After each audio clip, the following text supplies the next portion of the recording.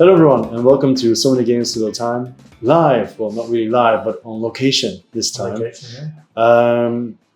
Because we're actually here to play Deal with the Devil, Evangelos' copy, obviously, right? So we'll talk about that in a minute, but actually the episode is all about Minos, because we got Minos from, well, you got it early. Yeah, I got it early, but played it for the first time at the Simon Expo. Yeah, and then I got it there because I thought it was, well, spoiler alert, I thought it was good. But it does have some caveats as well. Right? Yes. So first of all, you'll see the details on the screen. Normally I would tell you if I was at home at a computer, but I'm not, and I didn't write it down. So it's just on the screen right now. It's a 1-to-4 player game set in Crete. Minos, the Minos civilization. Yeah. And yeah, by Stanislav Kordonsky, of course. I think one of our favorite designers. Yeah, it just hits home run every time, right? Yeah, well, depends on who you talk to. but between the two of us? Yeah, I think so, yeah. I don't think there's a lot of games that I'm not... I think the only one that I wasn't crazy about so far is Resurgence. I think it's a good game. I like that. But I think that's also because I haven't played with other people, only solo. Yes, I think that game does need a group. It's a tension of... I think you need the tension of what the other person's going to do and working against that. No, that's very much a multiplayer game, I think. And he did the Valeria game, which I haven't played. I ordered it. It's on the way, so I'll do the solo first, and then we'll see. We want to play here too. Rurik, obviously, which we both love. Endless Winter. And then Lockup. Oh yeah, Lockup's really cool. Yeah. Okay. So many games. Yeah, really good. Oh, Nova Roma. How could we forget that one? Of course, yeah. Basically, we could do a Stanislav Kordonsky or Stan Kordonsky day easily. Cover it all. Okay. Anyway, so Minos, why did you want to buy it to start off with? First things, for two reasons. The designer Kordonsky. We as you said, we love all these games, and the publishers. Board and Dice is becoming up there with De Beers, my favorite publishers. Yeah. They every game of theirs that got that light, medium, heavy Euro game, and wonderful productions. Just so when there's the two of them together, I was excited, and the art was beautiful. Yeah. The theme, being Greek, the theme did appeal to me as well. And as I said, must buy when it comes when it's Board and Dice and when it's Kordonsky. Yeah, I mentioned before in some of the other videos or whatever that I went to the expo completely unprepared. I didn't do any research. I just wanted to be surprised. And I know you talked about Minos quite a bit. Yeah. And I looked at some pictures and I thought it looks pretty. But I was thinking, do I really need another Euro or whatever? And I was veering more towards shorter games. But then we played it there. And then the rest is history. It's a really good game. Yeah, really enjoyed it. Yeah. So when it comes down to mechanics, basically it's dice drafting and also, I guess you could say hand management because of all the cards that you draw. But area control. And also tracks. I love the tracks. 4 different ones, actually 3 pillars in colors, and then ship tracks as well. That's true. And there's 3 of those as well. Yeah. There's 3 different ship tracks. Yeah. And I think there's also like objectives, the vase, the 3 phases. Yeah. So you got those as well, objective hunting. And I think that's kind of it, right, for the mechanics that I can immediately think of. Yeah. So. And also in some ways the dice drop is also you bidding for place turn order. Yes, yeah, true, because you're pushing people down or you're blocking spots. And like the Rurik, your higher numbers make you go later. The higher numbers go first. The small numbers go later. Yeah. So, but the small numbers make you get the better option. Yeah, because if you have a higher number, the smaller number will push you back. Yes. So it's always, and also you want to have a total of at least 9, preferably with 2 dice, so you can move up a track for free. And if you do it twice, because you're drafting 4 dice, then you can move up twice, which especially in the solo as well is, I think, much more difficult than in the multiplayer. But we can talk about that a little bit later. But yeah, so of those mechanics, is there what mechanics do you think are my favorite is the dice drafting. I love dice drafting. I think it's I think I've spoken before. The random element of the dice, so you don't know what's going to come up, and then the tension of trying to decide, should I take that one? But then if maybe I can agree to take that one first, but then you try to work out what your opponents are going to do first. So maybe you could take a chance and take it second, but then they take it and you lost the chance. So I love dice drafting. I think it's that right balance of randomness and tactical decision making at that moment. And also, even before you draft them, when someone's going to roll the dice, you're actively hoping, please roll high, so you can go up the tracks. And sometimes, like, there's only 1 6, really. And the color makes a difference, right? Because you really want to move up that one certain color, but that number, there's only one dice with the high number of with that color. So do you take it even though the action is still suboptimal? That's really choices. And I think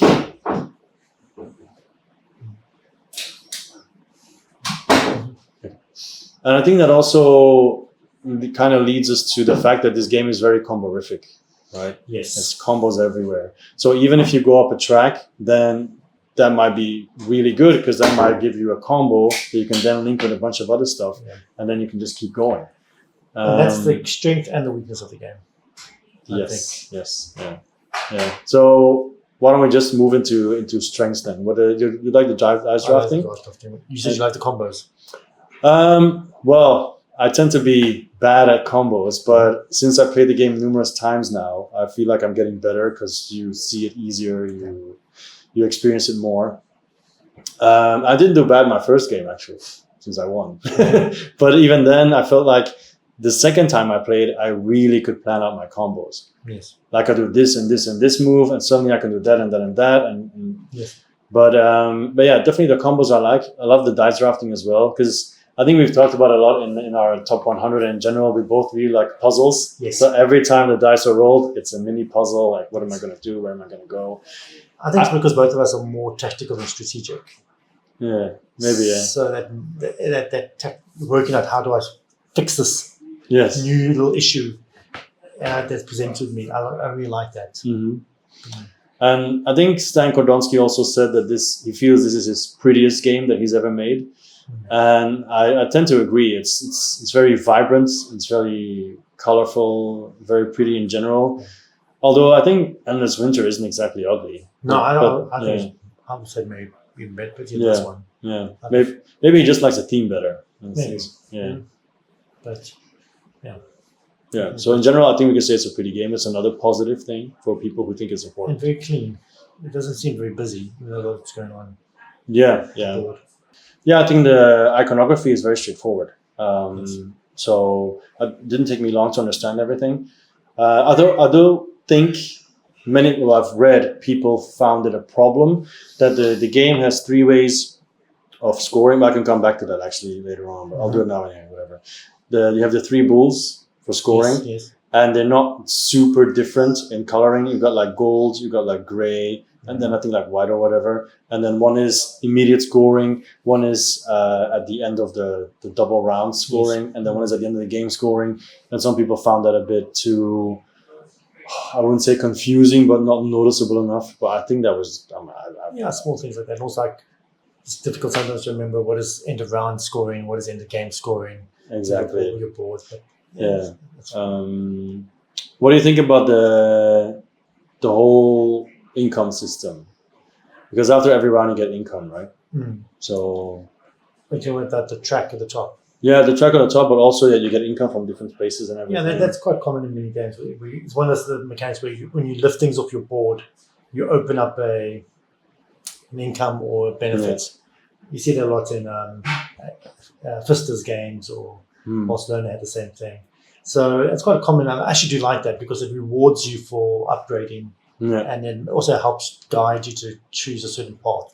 Like, okay, I want to upgrade this because I want this income, or I want this benefit. And so you kind of choose to get the benefit that suits your strategy. Yeah, I also like that the traveling tracks, or the boats basically, all of them give you income of some sort. But then not just money, they can give you like the battle tokens that you use to fight the sea people. Which again ties into whatever path you decide to take. Yes, exactly. So when I played solo, I went that track more. So then suddenly my income phases were always very enjoyable because I got a lot of stuff and also variety. Like I got cards as well. So yeah, I thought. What do you think of the powers? Do you think they were balanced? I'm sure they were balanced. I said. Did you find that they felt equal? Or as exciting as other exciting, powers? Yeah. Because I'm sure it's balanced. I hate it. I thought my original power, the first time we played, basically gave me discounts or gave me money, I guess, when I built. So technically discounts. So I thought that was an okay power, but it's also quite boring, you know. Yeah, but also very powerful in some way because you do something everyone has to do and you get a lot of points for it. Yeah, but then when I played solo, one of the solo games, one of my powers was whenever we roll the dice, I can choose a random good, and then if I upgraded it, I could choose a specific good, which is I thought pretty powerful in the beginning of the game because if you have multiple goods, you go up the income track, everything becomes cheaper, and then you can really. Well, if it's random, you can't, but later on you can choose specific and you can say, okay, I need to build. Okay, now I'm going for this. It's automatically cheaper. And then the combos open up because now suddenly instead of maybe one building, I can build two. Instead of one card, I can play more than one card. And then, so that was more exciting because it helped in the puzzling, right? Like just a simple building discount in money. Building discount's really good though. Yeah, but I didn't think it was very exciting. I mean, it helped me, sure. But like I liked yours better because you had the one where you could interchange with the money and the army. And then the game open. Yeah, the game opens up. Yeah. The one about when you could shoot when you used to get the random token. I did that the second game. It's not as powerful because sooner or later you realize getting those tokens isn't that difficult.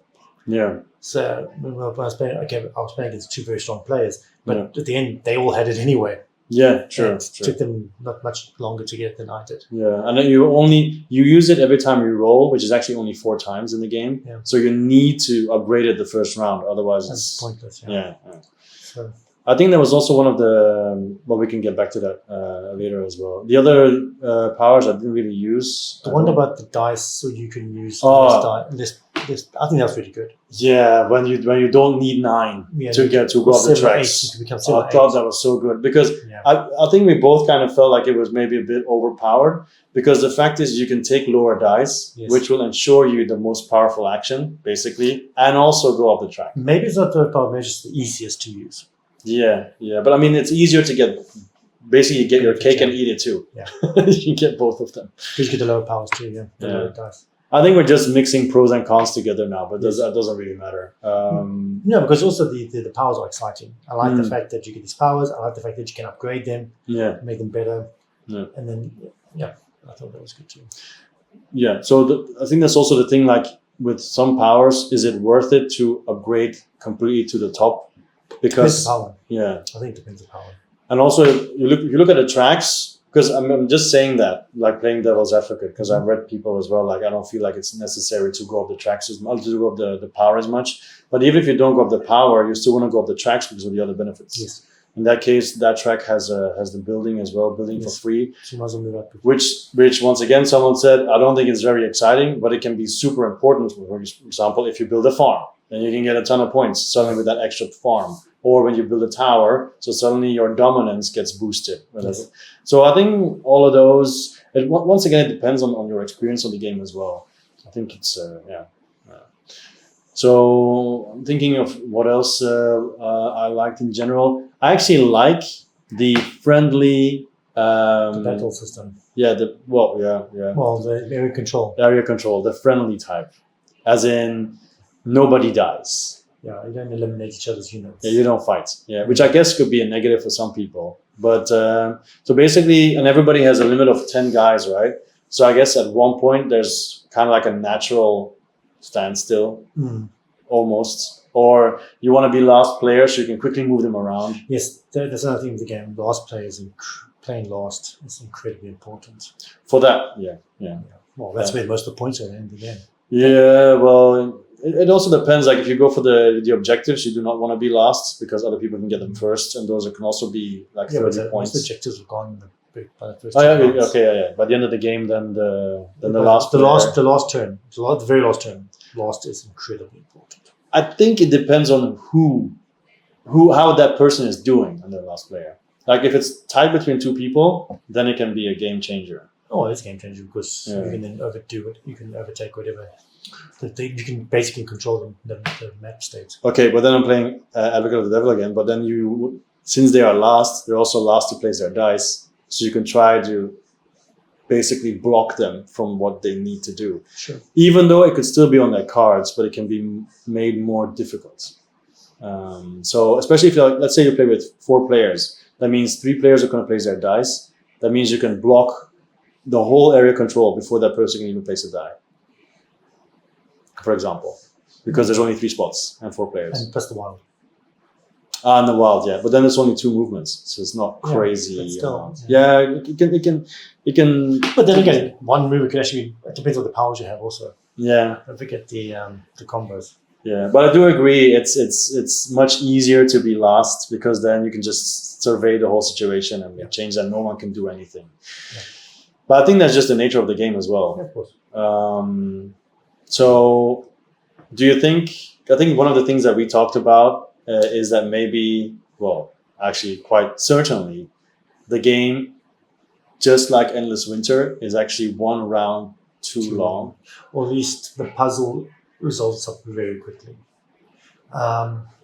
It becomes. I think. We were speaking to the other 2 guys we were playing with. They said it felt like a game of 2 halves. Mm-hmm. The first half of the first era is incredibly tight. Resources are tight. It's actually you work with the cards, but then the second era, the powers on those cards just ramp up. Yeah. It goes super overdrive, and you can just do just about anything. You become super powerful with your combos later, and then because the combos are so powerful, you're able to achieve just about anything. Yeah. To the point that everyone was doing everything. Everyone got close to the top, at least one of the C tracks. Yeah. Everyone had presence on the board. Everyone got high on at least 2 or 3 tracks. Everyone, it's like in this winter, everyone was able to do everything. Yeah. It wasn't like sometimes as tight Euros you say, okay, I have to ignore the C track because I haven't got time for that. I'm just going to focus on the area control. And someone says, okay, you can do that. I'm going to focus on this. I'm going to focus on resource, whatever.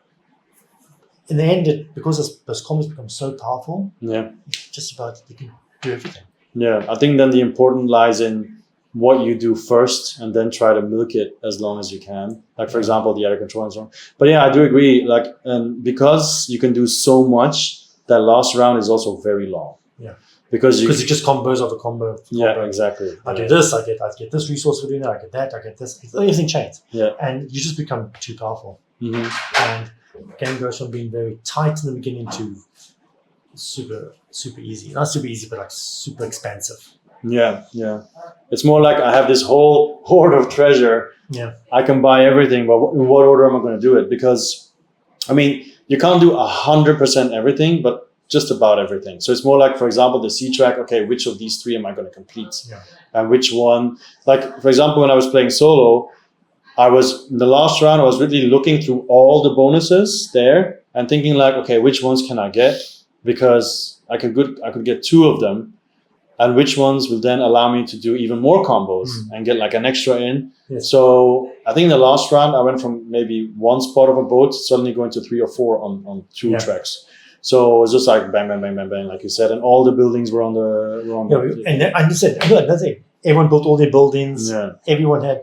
It was just, I think, we felt in that second game that the second era cards just ramped the game up too much. I think they should be scaled a little bit down. Or you introduce them 1 round later, like the first 3 rounds are just era 1s, for example. Because we felt the game was more fun in the early rounds. Yeah. Well, yeah, because that's kind of like the thing. Like sometimes we talk about games saying, "Oh, the game ended too soon." Just right when I was powerful, the game stops. But then in this game, you see you're powerful, you get another round, and then it's like, "Oh, there's no more challenges." Just basically, yeah. Because by then, well, I have to say though, the big difference with Endless Winter was I finished everything and I felt like I had nothing else to do. So at least here, I never felt like I have nothing else to do. There was still. Thanks to the cards, there's always something to do. Like there's always something. But I agree. I think I'd like to play the game and try just 3 rounds and see what it's like, or do like 3 rounds with era 1 cards and then only introduce the last one, the last round. But that might introduce other problems. And I guess I think one comment you can say is like you're not supposed to do that in the game. Yeah. There's a reason why they chose it this way, but yeah, it fits well. Maybe with newer players, maybe they don't feel it as much. But with experienced gamers, you can see the combos, you can see and manipulate those combos so much easier. I do like the solo game because that's not a problem. Because every time I've played, the difference with the solo bot has been quite close. Even though once I played on easy and then on normal, because I felt the easy one, I made some mistakes, not rules wise, but while I was playing. And I thought if I don't do it next round, I'm going to blow it out of the water. So the second time, I made it a bit more difficult. And I think there you need to have that last round, like the mega combo round. And if it's solo, it's fine because it also limits the AP. Because if you're with more people and doing a lot of combos, then the last round. But then it also depends. Like some people might be like, wow, all the stuff you're doing, and then it's not a problem. But if you're just waiting to do your combo and you're like, I don't really care what you're doing. Exactly, and it just takes too long. I think that's all. The game is long. Yeah. Because of the last round. It's another game I wouldn't play with 4. No. 3, I think is max. Yeah. I think 2 would be nice as well. There's also I think like more tug and pull because solo is basically 2 players, right? And then like I think it'd be interesting to see the whole area control because then it's a bit more chess-like. Okay, I'm going to move here now. What are you going to do? I wonder if the AI could work with 2 players. Because I think the area control with 3 is always a little bit better than the 2. I wonder if an AI bot could do the area control. Yeah. Well, I mean, you can actually introduce the AI with no matter how many people you play. Okay. So you can do 3 players, 1 AI, 2 human players. You can. You just have to follow what it does. I think one thing about the area control I like too, it's not just putting your guys out there, but you're also racing for those tiles where you put your palaces because they can be boring to fantastic. Yeah, they could give you that little lift you need just at the right moment. They give you that resources, give you that. And actually, even boring, it depends. It might be like 2 coins, but maybe those are the exact 2 coins you need to do another. But that's the game tells you how the first half's not ready. First off, you need those 2 coins. You need that. Yeah. When the second half, you're drowning in money. The second era. Yeah. Because your combos give you so much money and so much everything. Yeah, that's true. It's but I mean I like it. Even with the seafaring people, because one thing I like about the game is those extra actions with the battle tokens. Yeah. Because you're basically supposed to use them. Well, almost supposed to use them every turn because they can give you another good. You can move a guy. I didn't use it that much, to be honest, but it's mostly the goods that you want to have because you can combo 3 temporary goods into a one that will stay with you forever and give you the bonus to your income as well.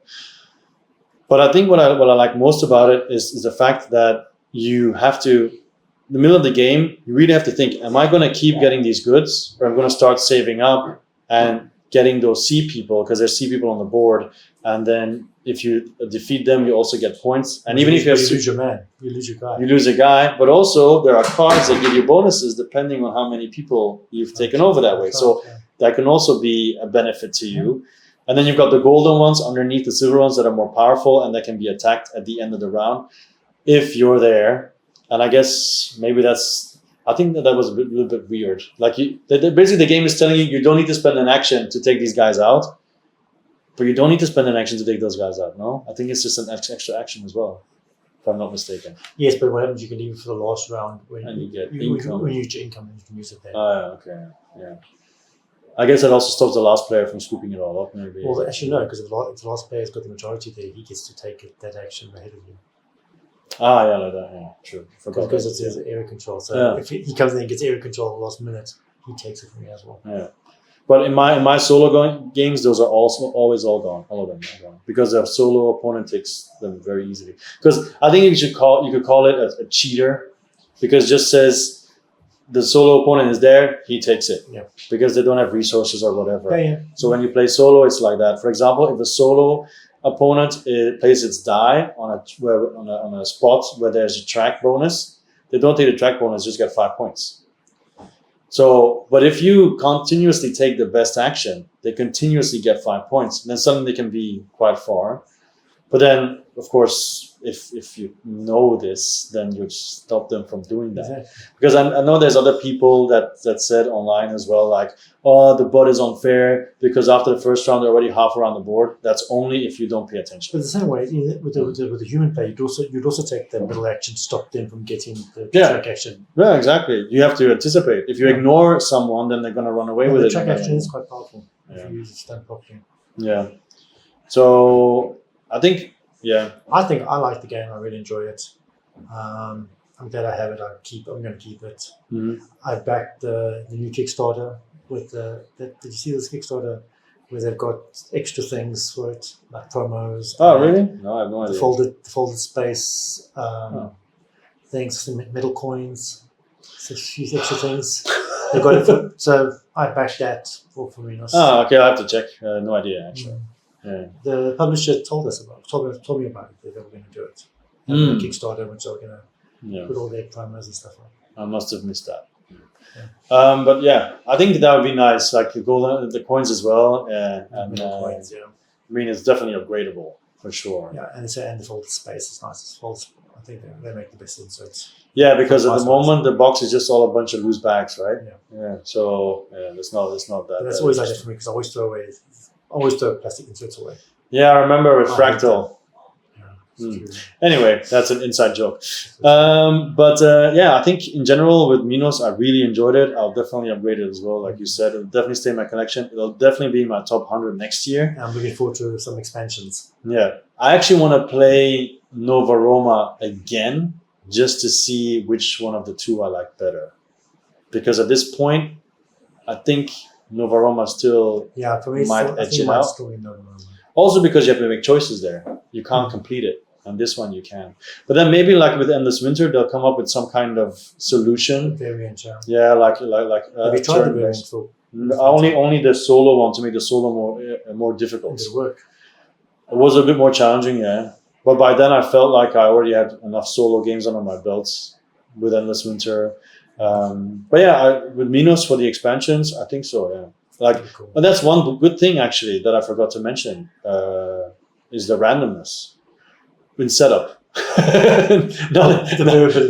The variability, yeah. Not randomness in playing, but yeah. But then again, those Euros by board and dice, and then they usually do a lot of variability to replayability. I love the fact that works. Because another thing about the variability that I really like is you got the vases. Yes. I don't know if you realize, but all those vases have different colors, and like 4 or 5 different colors or 6. And when you play solo against the AI, on the cards it has pictures of vases. So if the picture is there, it'll move up the track. If it's not there, it doesn't move up the track. Okay. So then you're like, oh, thank God it's not blue. It gives me a little bit more time to complete it. That's interesting. And also, it doesn't matter what's on there because they just move when it says on the card. Like even if their ship already got whatever the requirement is, it's irrelevant because if it doesn't move up, it doesn't have a vase, it doesn't move up.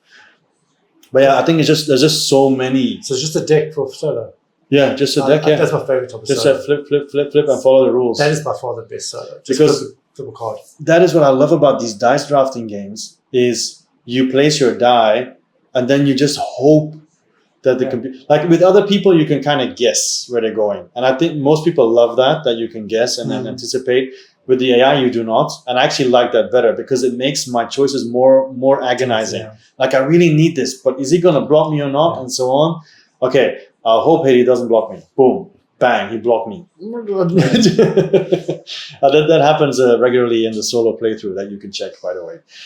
Yeah. So I think you can hear it from our talk about this. I wouldn't call it a review. Maybe a review, I guess. We're just talking about it. Yeah, I really, really enjoy it.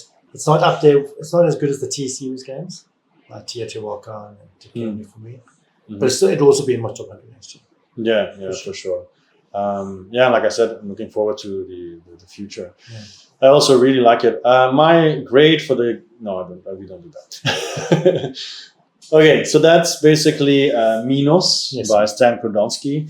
And I think we've spoken enough about it. Here on the table, you can see a little bit, is Deal with the Devil. Yes. I almost know nothing about it.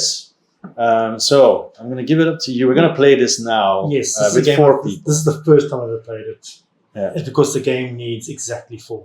Yeah. And I'm going to see how it works today and decide if I want to keep it or not. Mhm. I hope I like it. I'm sure we'll like. I think I will like it. But the thing is, the game apparently is very fragile because it has a bidding system, not bidding, but like a trade system. Mhm. So if someone doesn't do trade properly, or the resources can be tight. I'll go home then. Resources can be very tight if you don't play the game. It's optimally. See, that's a problem because I have a rule. One of the people that are playing is Miguel. Let's Yes. call him Miguel because that's his name. And I have a rule saying never trade with Miguel. Because in TI4, Battle Yes. Imperium 4, never trade with But Miguel. here 'cause the he's gonna trade's secret. I don't know about that. Secret roles in this game. win. Okay. So with the app, you're going to we're going to offer trades, and the app will then give it randomly to people, and you don't know who's trading. We'll explain the game to you later, but it's all random. It's all hidden. It's all hidden roles. Oh, nice. So it's So- basically blood on the clock tower. It's got that element to it. Yeah. So the game's the rules are a little not complicated, but there's a lot of moving parts. Plus, we have the hidden role move element. We have the offers and the bids, and a tight economy. Yeah. So I think it's the kind of game that is fragile. Meaning, if certain players don't play well, they could have a difficult time.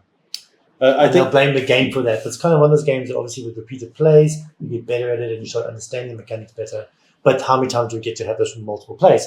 Especially for a game that plays only 4. okay. There's no 3-player version, 2-player version. So Yeah. But okay. I understand. But on the other hand, I mean, I think I'd compare it to Hegemony in a way like you can play it with 2, 3, but it's way better with 4. Yeah. So even though it only plays 4, maybe that's why that's the best way. I saw an interview with the designer who's the same designer as Alchemist, another great game. But he was saying that they tried a 3-player variant and they couldn't balance it. It always got imbalanced for 3 players. So then they just said, okay. So now it's super balanced. Well, as balanced as it can be. Well, we'll see. So I've been really looking forward to this, but it's so difficult to get 4 players I trust at a table. Yeah. Because usually I can say, okay, good, I can do the meetup and get 4 players, but then I know some random person might come in there who might. You never know who joins meetups, right? Yeah, exactly. You could have a great table. You could have someone who's not experienced, and then they have a horrible time. And then when someone has a horrible time, you have a horrible time because you feel bad. Yeah. And then they put the game out of whack. So we'll see. This game is very divisive. Some people really love it. Some people don't like it. Yeah. We'll see. I've been wanting to play for a while and make my mind up. So I finally got a chance to play with 4 players. Well, There's 3 people I trust and one I kind of trust. Yeah. So this was a Kickstarter, right? No. this is CGI. This is Czech Game Edition. Oh. That's one of the usual. Because I remember it coming out and there being a hype around it. And then the moment I saw you need to have 4 players, I tapped out basically because of similar reasons. But at least you have your Friday. Yeah, but I always have 3 players, so I never get to have 4. So that's the other thing. So it's finally there's no chance. Yeah. There's another game like this. I want Famiglia. Famiglia. Yeah. Yeah, it's like the Mafia. mob one. Yeah. Also yeah, 4 players only. That looks nice. Yeah. Yeah. So I'm looking forward to it. I learned the rules, ready to play, and I'm ready to see. Mm. But I know it's either going to be a great game tonight or it's going to be a struggle. Yeah. But I'm so excited to experience that stuff. I already see one thing that I'm a little bit afraid of, What's that? and that is this is not a game you want to play a lot because if you always have to construct that thing. That's easy. Yeah, I know, but if you have to construct that a damage lot, it, you're going to damage it. But yeah, anyway, that's just That's it's not going to affect our gameplay now. But yeah, I mean, from not knowing much about the game, and I know it's a sin, okay? Normally people should watch the video before you come and play and so on. They rely on me to teach because I know I'm a good teacher. Because that way, if we play badly, we don't play the game, we blame the teacher. Well, they better listen to you guys. Better listen to me because there's lots to take in tonight. Let me get my phone, wait. Okay, well, we're going to make another episode, obviously, where we talk about the game. We're going to play with 4 people, obviously, because otherwise you can't play. And yeah, that doesn't mean you're going to get 4 opinions, though. We'll ask their opinion and then relay it back to you guys. Yeah, also, should we make a video about sharing stories about meetup people that did some special things. Of course, not naming names. We had some strange. Well, I can't remember some of them, but yeah, I we think had I some can strange talk people. hours about stuff. Yes. Yeah, But then maybe that's not really. That's a bit uncouth. Maybe it's not really nice. they're to all do. long gone. That's true. They're all dead. No, I mean, sorry, they're no longer, no longer part of the There meetup. were some strange people there. Yeah. Well, yeah. And I guess in the eyes of strangers, maybe we're strange. So you never know. Anyway, I guess we can stop it here. So you can. I know what you're talking about. Probably. Many different ones. Okay, if you want to hear it, just leave a comment, okay? Was it the guy who said, I don't like to hear the rules, so just go with the flow? Goodbye, everyone. That's one of them. No, but the Dice Tower did make like a video of the most horrible There's also traits. also grabbing onto one of the other players. That guy was over, what was the guy's name? Andrew. He was like, put his hands all over Andrew, remember? Yeah, okay, because we knew we shouldn't sit next to that person. But anyway, we're gonna stop it here because we need to prepare this as well. Yeah, sure. Maybe we should just make it. If people comment on it, we'll do it. If nobody comments, it will never happen in the coming weeks. Okay. Okay. Goodbye, everyone. Cheers, then. See you next time. Bye.